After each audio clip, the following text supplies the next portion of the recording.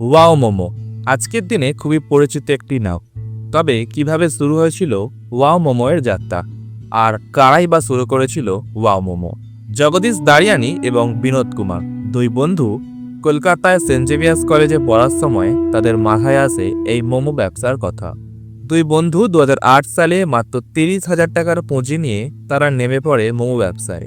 প্রথমে তারা কলকাতার স্পেন্সার রিটেল স্টোরের ভেতরে একটি 6x6 কিয়স্ক ভাড়া নেয়। তারপর বিগ বাজারের মতো জায়গায় আরও একটি কিয়স্ক নেয়, যা প্রতি মাসে 18% রাজস্ব ভাগের ভাড়ার বিনিময়ে ওয়াও মোমোকে জায়গা দেয়।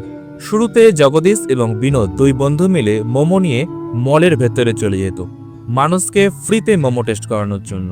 এরপর 2010 সালে কলকাতার সেক্টর 5-এ একটি স্বতন্ত্র কিয়স্ক চালু করে ওয়াও মোমো। সেখান থেকে পথ চলা শুরু করে আজ ওয়াও মোমো স্টল প্রায় প্রতিটা মলেই আমরা দেখতে পাই। 30,000 টাকার পুঁজি নিয়ে শুরু করা ব্যবসা আজ আনুমানিক 2830 কোটির হয়ে দাঁড়িয়েছে।